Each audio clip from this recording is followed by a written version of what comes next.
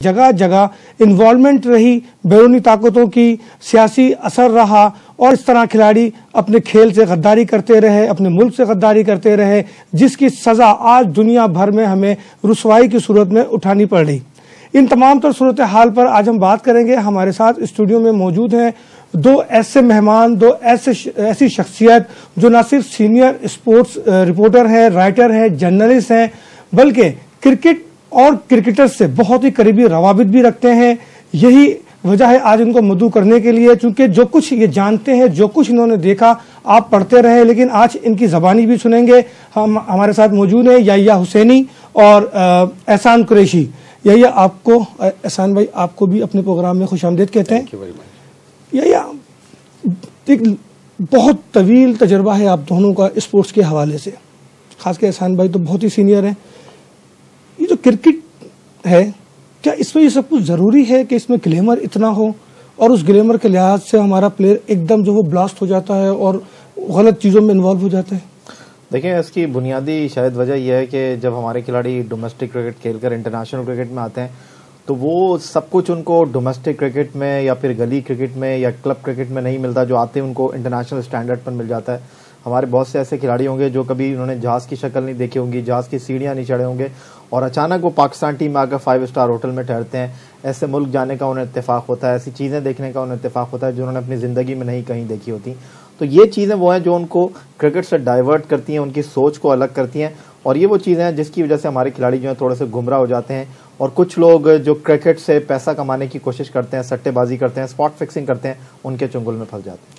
लेकिन ये सिर्फ हमारे साथ ही क्यों होता है? और भी तो ममालिक हैं, गरीब ममालिक, तो श्रीलंका भी, ये भारत भी। बिल्कुल आपने ठीक कहा, पूरी दुनिया में ऐसा हुआ है। आप देखें तो मुख्तलिफ इंक्वायरी हुई है, जनूबी अफ्रीका में इंक्वायरी हुई, भारत में इंक्वायरी हुई, बल्कि भारत में तो हर्षल गिब्स और हांसी क्रोनिया के जो वारंट गिरफ्तारी निकले में उस पर अभी तक कोई अमल 11 साल हो गए। 11 साल हो गए। लेकिन बात सिर्फ यही है कि जो पाकिस्तान क्रिकेट के मामलात हैं उसकी बुनियादी वजह यह है कि जो पाकिस्तान के साबिक क्रिकेटर्स हैं जिन पर खुद उंगलियां उठ रही हैं, वो ऐसे मामले पर आकर इस तरह बात करते हैं जैसे माजी में उनका किरदार बिल्कुल बेदाग रहा हो, उनके किरदार पर कोई दाग ना हो।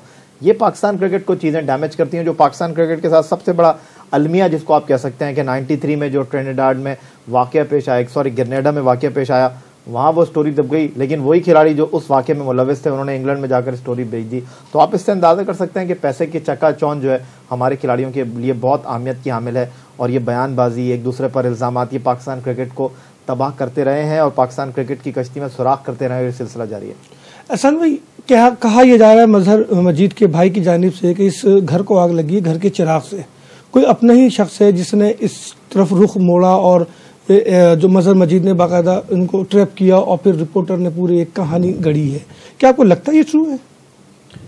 देखिए, बाद औक़ात जब ये डिसीजन आ जाते हैं तो बड़ी स्पेकुलेशन मुख्तलिफ किस्म की होती है, उसमें आप उसको सच्चाई की तरफ भी ले जाते हैं। जैसे अब ये जो इशू उठा था स्पॉट फिक्सिंग का, शुरू में आपको भी और हमें भी, देखिए इस पर हमें यकीन तो आ गया था, एज ए सीनियर आदमी हमें पता था कि पाकिस्तान में मैच फिक्सिंग, स्पॉट फिक्सिंग, ये सारी चीज़ें एक तवील अरसे से चल रही थी, लेकिन किसी ने इसकी तवज्जो नहीं दी। इसी तरह जैसे अभी आपने सवाल किया है कि ये जो नई चीज़ें मजहर मजीद के भाई ने आगे कही हैं, अब इसमें होता है अल्टीमेटली, देखें ये सारी चीज़ें with the passage of time आपको slowly and gradually you will be realising it. देखिए, करप्शन तो पाकिस्तान क्रिकेट में एक तवील अरसे से चल रही है, लेकिन उसको जो गुज़िश्ता 10, 12, 15 साल में बड़ा फ़रोग मिला है, क्योंकि उसकी वजह है कि जैसे याह्या ने भी कहा कि जब तक आपका जो बॉस जो क्रिकेट चलाता है वो चेक एंड बैलेंस ना रखे। देखिए, खिलाड़ियों से एक तो हमारे चेयरमैन जो थे ना, जैसे मिसाल के तौर पर डॉक्टर नसीम अशरफ, ये खिलाड़ियों से मुतासिर होते हैं। जब ये आते हैं, इनको तो देखें ना, कोई इनको जानता भी नहीं है, वो खिलाड़ियों बहुत बड़ा एक नाम होते हैं, उनके पास पैसा भी होता है, नाम भी होता है। तो ये मेरा ख्याल है जो चेयरमैन होते हैं ना, ये भी खिलाड़ियों से बड़े मुतासिर होना चाहते हैं और चाहते हैं कि इनके साथ वक्त गुजारें, जो कि खराबी को मजीद बढ़ाता है। जब आप एज एडमिनिस्ट्रेटर आते हैं, अब जैसे चौधरी ज़का अशरफ आए हैं, इनके लिए जी बड़े डिफिकल्ट टाइम में इन्होंने पाकिस्तान क्रिकेट बोर्ड की भाग दौड़ संभाली है।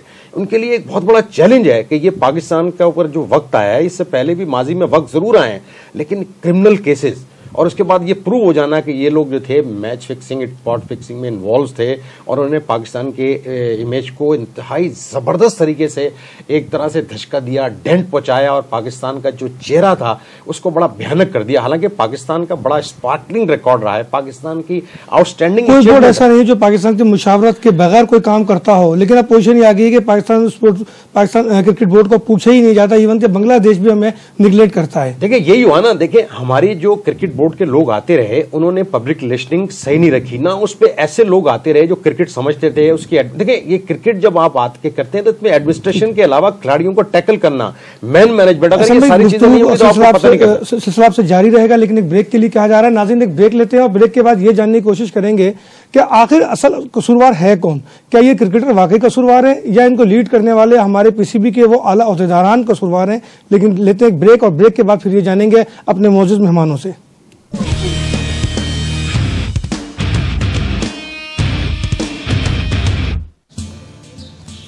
आजकल मल्टीटास्किंग चलती है। जब आपकी इतनी दोस्तें हो तो मैनेज